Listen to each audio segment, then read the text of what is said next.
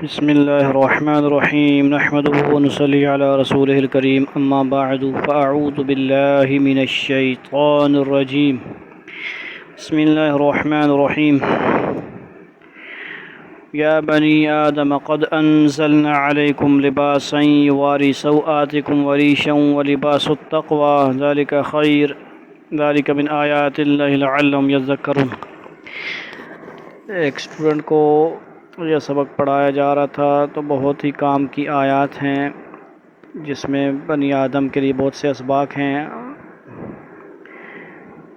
یہاں پہ سورہ اعراف کی 26 آیت ہے، یا بنی آدم فرمایا گیا اے اولاد آدم، قد انزلنا ہم نے اتارا علیکم تم پر لباس، یواری ڈھانکے، سوآتکم تمہارے ستر، وریشہ اور زینت لباس، اور تقوی کا لباس پرہیزگاری کا لباس، ذالک خیر یہ بہتر ہے، من آیات اللہ کی نشانیوں میں سے، تاکہ تم غور کرو۔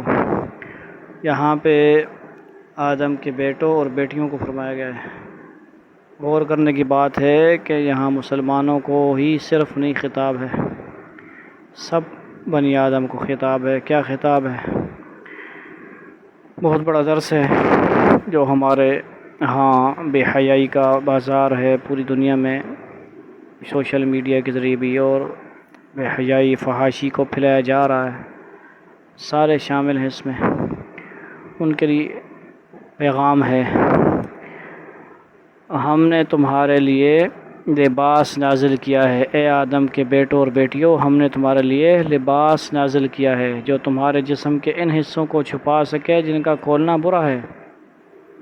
ٹھیک ہے جی، یعنی پرائیویٹ مقامات مرد عورتوں کے جو ہیں، پردے کے مقامات 70 اس کو سب کے لیے ہے، یہ مسلمانوں کے لیے تو ہے ہی ہے نا، اور جو خوش نمائی کا ذریعہ بھی ہے۔ دوسروں کو دیکھ کے اس سے کشش پیدا ہوتی ہے، مرد عورتوں کو دیکھیں، مرد مردوں کو دیکھیں، عورتیں عورتوں کو دیکھیں، جس سے شہوت پیدا ہو اور دل مائل ہو، ایسے چیزوں سے منع ہے جی، سب کے لیے حکم ہے۔ اور تقوی کا جو لباس ہے وہ سب سے بہتر ہے، وہ لباس التقوی ذالک خیر۔ یہ سب اللہ کی نشانیوں کا حصہ ہے جن کا مقصد یہ ہے کہ لوگ سبق حاصل کریں۔ آیات 26 تا 32 اہل عرب کی ایک عجیب و غریب رسم کے پس منظر میں نازل ہوئی ہیں۔ اس کی تفصیل یہ ہے کہ مکہ مکرمہ کے قریب رہنے والے کچھ قبیلے، مثلا قریش، حمص کہلاتے تھے۔ عرب کے دوسرے تمام قبیلے حرم کی پاسبانی کی وجہ سے ان لوگوں کی بڑی عزت کرتے تھے۔ اسی کا ایک نتیجہ یہ تھا کہ عربوں کے عقیدے کے مطابق کپڑے پہن کر طواف کرنا صرف انہی کا حق تھا، یعنی یہ حمص قبیلے والوں کا۔ دوسرے لوگ کہتے تھے کہ جن کپڑوں میں ہم نے گناہ کیے ہیں ان کے ساتھ ہم بیت اللہ کا طواف نہیں کر سکتے، یعنی یہ بھی بہت بڑی جہالت تھی ان کے اندر، بے عقلی نہ سمجھی تھی کہ جسموں سے تو طواف کر رہے ہو، جسموں سے گناہ کرتے ہو، جسم کے ساتھ جسموں کو بھی پھر کاٹو، ان کو بھی کیوں لے کے جاتے ہو گناہ کار جسم کو، کپڑوں کو تو آپ اتارتے ہو، تو کیا مطلب ہے جسم آپ کے نہیں ہے ساتھ، جسم کے ساتھ بھی تو گناہ کرتے رہو نا۔ چنانچہ یہ لوگ جب طواف کے لیے آتے تو حمص کے کسی آدمی سے کپڑے نہ ملتے تو وہ بالکل عریاں ہو کر برہنہ ہو کر طواف کرتے تھے۔ یہ آیتیں اس بیہودہ رسم کی تردید کے لیے نازل ہوئی ہیں، یعنی جہاں کہیں بھی کوئی ایسے رسم و رواج ہیں چاہے جس مذہب میں، ان سب کے لیے بھی یہ سبق ہے کہ وہ ایسے بے حیائی کے کام چھوڑ دیں جس میں بے حیائی ہوتی ہو اور ان کا ستر کھلا ہوا ہو۔ بہت سے ایسے ہیں جو بالکل کپڑے نہیں پہنتے، یہ ان سب کے لیے سبق ہے اس کے اندر۔ یہ کوئی بزرگی نہیں ہے بلکہ یہ بے حیائی ہے، اور قدرت کی بنی ہوئی تخلیق ہے، اس کے خلاف یہ کام ہے۔ مسلمان مرد عورت تو اس میں زیادہ اہتمام کرتے ہیں، اور ساری دنیا کو اس پہ عمل کرنا چاہیے۔ سب کے لیے قرآن پیغام ہے، سب کے لیے ہدایت ہے، سرچشمہ ہے۔ ٹھیک ہے جی، یہ ان کے لیے نازل ہوئی ہیں لیکن سب کے لیے اس میں سبق ہے، سب کے لیے، کیونکہ وہ تو کافر مشرک تھے، تو دنیا کے اندر بھی جتنے غیر مسلم کافر مشرک ہیں ان سب کو بھی اس سے سبق حاصل کرنا چاہیے۔ مسلمانوں کو بھی جو بے پردہ ہیں، عمل نہیں کرتے، بے پردگی شرعی پردہ نہیں کرتے، ان کو بھی اس پر عمل کرنا چاہیے۔ اور ان میں انسان کے لیے لباس کی اہمیت بھی بیان فرمائی گئی ہے ان آیتوں میں، اور یہ بھی بتایا گیا ہے کہ لباس کا اصل مقصد جسم کا پردہ ہے۔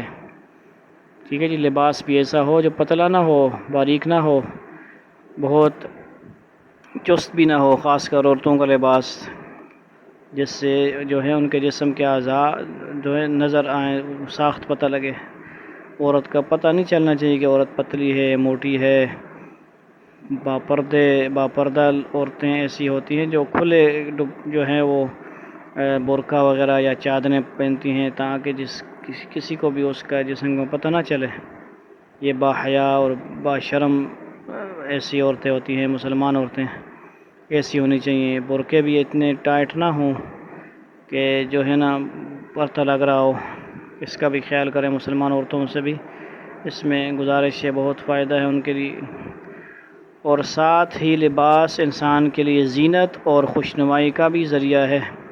اچھا لباس پہن سکتے ہیں جہاں تک اس کی گنجائش ہے، عورتیں بیوی ہے شوہر کے لیے اچھے سے اچھا لباس پہن کے اس کے سامنے بن ٹھن کے آئے، نہ کہ شادیوں بیاہوں میں اور دوسرے غیر محرم مردوں کے سامنے وہ دوسرے جگہ پہ بن ٹھن کے جائے، اسکول کالجوں میں یا کہیں پہ بھی یونیورسٹیوں میں غیر محرم کی نظر پڑے، اس کے لیے نہیں ہے۔ عورت بیوی ہے تو گھر میں شوہر کے لیے زینت اختیار کرے، صحیح طرح میک اپ جتنا مرضی کرے، اچھے سے اچھا خوبصورت لباس پہنے، لیکن آج کل جو رواج ہے شادیوں بیاہوں میں تیار ہو جاتی ہیں عورتیں، میک اپ کیا جاتا ہے اور دوسرے مردوں کی اس نظر پڑتی ہیں، یہ بہت غلط رواج ہے۔ اللہ تعالیٰ سب عورتوں کو سمجھ نصیب فرمائے، مسلمان عورتوں کو خاص کر، ان کو چاہیے کہ اپنے خاوند کے لیے زینت کریں، اس پہ ان کو اجر و ثواب بھی ملے گا۔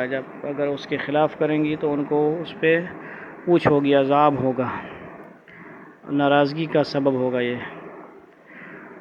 ٹھیک ہو گیا، جتنی چیز کی اجازت ہو اتنی عمل کرنی چاہیے، اس سے بڑھ کر آگے نہیں جانا چاہیے۔ ایک اچھے لباس کی صفت یہ ہے ہونی چاہیے کہ یہ دونوں مقصد پورے کرے، پردے کو بھی خیال کرے اور خوشنمائی جہاں تک اس کی حد ہے اپنے گھر کے اندر وہ اس کی شو ہونی چاہیے، نہ کہ دوسروں کو شو۔ اور جس لباس سے پردے کا مقصد حاصل نہ ہو وہ انسانی فطرت کے خلاف ہے۔